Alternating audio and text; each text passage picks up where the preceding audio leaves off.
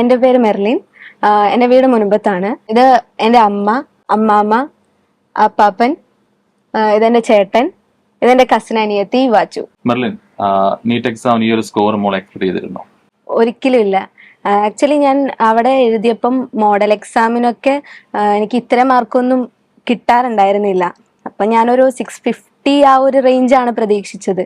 പക്ഷേ എക്സാം എഴുതി കഴിഞ്ഞ് വന്ന് കാൽക്കുലേറ്റ് ചെയ്തപ്പം ഈ ഒരു മാർക്ക് കണ്ടു. ഞാൻ വീട്ടിൽ ഭയങ്കര ഹാപ്പി ആയിരുന്നു ആ ഒരു സ്കോർ കണ്ടതോടനെ. ആ ഒരു റിസൾട്ട് അറിഞ്ഞപ്പോൾ എങ്ങനെയായിരുന്നു? ആക്ച്വലി ഞങ്ങൾ എല്ലാവരും കരച്ചിലായിരുന്നു. സന്തോഷ കണ്ണീരെന്ന് പറയാലോ, എല്ലാവരും ഉണ്ടായിരുന്നു വീട്ടില്. അങ്ങനെ രസമായിരുന്നു. മോഡലിന്റെ സമയങ്ങളിൽ മോക്ക് ഈ ഒരു സ്കോറോടെ എത്താൻ പറ്റിയിരുന്നു? ഒരിക്കലെങ്കിലും എത്തിയിരുന്നോ? ഞാൻ 1-2 തവണയൊക്കെ എത്തി. പക്ഷേ അത് ഒരു ടെമ്പററി അല്ലേ, അപ്പം ആ ഒരു സ്കോർ ഞാൻ പ്രതീക്ഷിച്ചില്ല. നമ്മളെപ്പോഴും ക്ലാസ്സിൽ ഞങ്ങൾ കുട്ടികളുടെ അടുത്ത് പറയുന്ന ഒരു കാര്യമാണ്, നമ്മുടെ ഏറ്റവും ബെസ്റ്റ് വേണ്ടത് നീറ്റ് എക്സാമിനാണ്. മെർലിന്റെ കാര്യത്തിൽ അത് തന്നെയാണ് സംഭവിച്ചത്. നമ്മുടെ ഏറ്റവും ഹൈ സ്കോർ തന്നെ കിട്ടിയത് നീറ്റ് എക്സാമിനാണ്. Okay, very good. അതുപോലെ മോളെ ഈ നീറ്റിന്റെ preparation, 1 year preparation model study plan എങ്ങനെയായിരുന്നു? ഞാൻ റിപ്പീറ്റർ ആയിരുന്നു.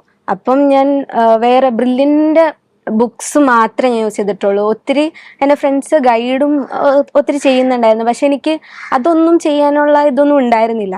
ഞാൻ ആകെ ബ്രില്യൻറ്റിൻ്റെ ബുക്സ് ചെയ്യും.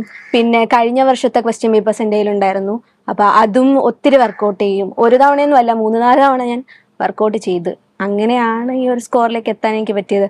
പിന്നെ ഈവൻ നീറ്റ് എക്സാമിന് പോലും റിപ്പീറ്റഡ് ആയിട്ട് നമ്മുടെ മോഡലിലുണ്ടായിരുന്ന ക്വസ്റ്റ്യൻസ് ഉണ്ടായിരുന്നു, ഡയറക്റ്റ് ക്വസ്റ്റ്യൻസ്. അപ്പം ഞാൻ അവിടെ വെച്ച് തന്നെ ആലോചിച്ചോ ബ്രില്യൻറ്റിൽ എത്തിയോണ്ട് ആണ്. എക്സാം എഴുതി കഴിഞ്ഞിട്ട് മോൾക്ക് എന്താ തോന്നിയത്? എക്സാം എഴുതി കഴിഞ്ഞിട്ട് ഞാൻ ശരിക്കും പേടിച്ചാണ്. ഞാൻ വീട്ടിൽ പറഞ്ഞു, അമ്മേ ടഫായിരുന്നു എന്ന് വിളിച്ചു പറഞ്ഞു ഞാൻ. പക്ഷെ വീട്ടിലെത്തി ഞാൻ അപ്പോഴത്തേനും ഉടനെ ആൻസർ കീ വന്നല്ലോ ബ്രില്യൻറ്റിന്റെ. എന്നിട്ട് ഞാൻ ഓരോന്ന് വെച്ച് കൂട്ടി നോക്കി, അപ്പം ഈ ഒരു മാർക്ക് കണ്ടു. ഈ നീറ്റിലെ പ്രിപ്പറേഷനിൽ ഫിസിക്സ്, കെമിസ്ട്രി, ബയോളജി ആണ് നമ്മൾ പഠിക്കുന്നത്. അപ്പൊ അതിനകത്ത് മോക്ക് ഏറ്റവും ഇഷ്ടപ്പെട്ട സബ്ജക്ട് ഏതായിരുന്നു? ബയോളജി. അത് ഒത്തിരി തവണ വായിക്കണം, പക്ഷെ അതാണ് ഇഷ്ടം. ബ്രില്യന്റ് ചൂസ് ചെയ്യാൻ കാരണം എന്താണ്? റിപ്പീറ്റ് ചെയ്യാൻ എന്നോട് ഒത്തിരി പേര് പറഞ്ഞു ബ്രില്യന്റ്. എല്ലാവരും ആരോട് ചോദിച്ചാലും ബ്രില്യന്റാ പറയുന്നത്. അപ്പൊ പിന്നെ അങ്ങോട്ട്. അതുപോലെ മോള് ഈ നീറ്റിന് വേണ്ടിയിട്ട് പഠിക്കാനായിട്ട് എഫർട്ട് എടുത്തല്ലോ, അതിന്റെ റിസൾട്ട് നല്ല രീതിയിൽ കിട്ടിയെന്ന് തോന്നുന്നില്ല? അതുപോലെ തന്നെ നമ്മുടെ മോഡൽ എക്സാമിന്റെ ഒരു സമയത്ത് പ്രിപ്പറേഷൻ എങ്ങനെയായിരുന്നു? മോഡൽ വരെ പഠിക്കുന്ന ഒരു മെത്തേഡ് ആയിരിക്കില്ല ചിലപ്പോൾ ഒരുപക്ഷെ മോഡൽ തുടങ്ങുമ്പോൾ നമ്മൾ ചെയ്യണേ, അതെങ്ങനെയായിരുന്നു? വീക്കിലി എക്സാംസിനൊക്കെ ഇച്ചിരി ടെക്സ്റ്റിൽ ഇല്ലാത്തതും നമ്മൾ പഠിക്കണം ആ സമയത്ത് മാർക്ക് സ്കോർ ചെയ്യാനായിട്ട്. പക്ഷെ മോഡൽ എക്സാമിന് ഫുൾ പക്ക NCERT ബേസ്ഡ് ആയിരിക്കും എക്സാംസ് ഒക്കെ. അപ്പം നല്ലപോലെ ബയോളജി ടെക്സ്റ്റ് റീഡ് ചെയ്യും, ഫിസിക്സ്, കെമിസ്ട്രി ഒത്തിരി ക്വസ്റ്റ്യൻസ് ചെയ്യും. എല്ലാ നീറ്റ് ആസ്പിരൻസിന്റെ ഒരു ഡ്രീം കോളേജ് ഉണ്ടാവും, അല്ലെങ്കിൽ ഇന്ന ക്യാമ്പസ് ഉണ്ടാവും. അതുപോലെ മോളുടെ ഡ്രീം ക്യാമ്പസ് ഏതാണ്? എനിക്ക് കോഴിക്കോടാണ്. കേരളം വിട്ട് പോവണ്ടെന്നാണ്. കിട്ടിയാൽ എയിംസ് പോവും.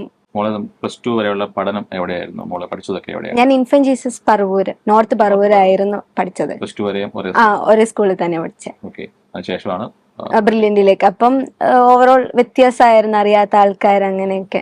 മോളൊരു ഓവറോൾ എക്സ്പീരിയൻസ് എങ്ങനെയായിരുന്നു? ബ്രില്യന്റിലെ ഒരു ഓവറോൾ എക്സ്പീരിയൻസ് എങ്ങനെയാണ്? ബ്രില്യന്റ് ആക്ച്വലി പറഞ്ഞ അടിപൊളിയാ. പിന്നെ ഞങ്ങളുടെ ക്ലാസ് ടീച്ചർ അഷിത മിസ്, ഞാൻ Q29 ആയിരുന്നു ബാച്ച്. മിസ് നല്ല സപ്പോർട്ടീവ് ആയിരുന്നു. ഞാൻ എന്തെങ്കിലും ഇപ്പൊ മാർക്ക് പറഞ്ഞു കഴിഞ്ഞാൽ ഞാൻ കരച്ചിലൊക്കെ ആയിരുന്നു. അപ്പം ആ സമയത്ത് മിസ് ഒത്തിരി സപ്പോർട്ടൊക്കെ ചെയ്തിട്ടുണ്ട്. പിന്നെ ജോർജ് സാറ്, കോർഡിനേറ്റേഴ്സ് എല്ലാവരും. ഇതുവരെയുള്ള മോളൊരു പഠിത്തം, മെറിന്റെ ഒരു പഠിത്തം എങ്ങനെയായിരുന്നു? ഇതുവരെയുള്ള പഠിത്ത കാര്യങ്ങൾ? മെർലിൻ LKG തുടങ്ങി CBSE സ്കൂളിലാണ് പഠിച്ചുകൊണ്ടിരുന്നത്. നന്നായിട്ട് പഠിക്കുമായിരുന്നു. മോൾക്ക് കുഞ്ഞില് തുടങ്ങി ഡോക്ടർ ആവണം അങ്ങനെ എന്നും പറയുമായിരുന്നു.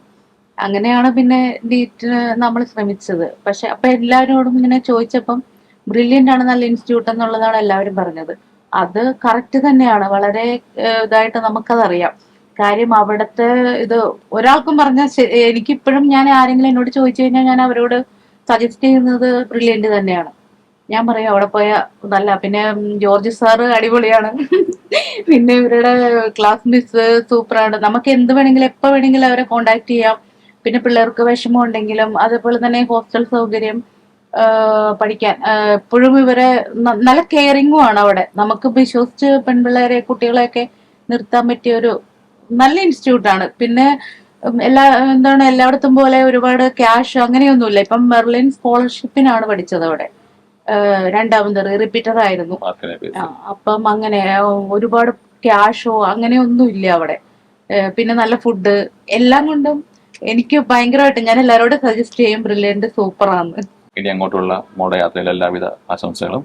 എൻട്രൻസ് സംബന്ധമായ വാർത്തകളും അപ്ഡേഷനുകളും ഏറ്റവും വേഗം ആധികാരികമായി അറിയാൻ ബ്രില്യന്റ് സ്റ്റഡി സെന്റർ പാല യൂട്യൂബ് ചാനൽ സബ്സ്ക്രൈബ് ചെയ്യുക. ബെൽ ഐക്കൺ അമർത്തുക. ഈ വീഡിയോ മറ്റ് സുഹൃത്തുക്കളിലേക്കും ഷെയർ ചെയ്ത് നൽകുക.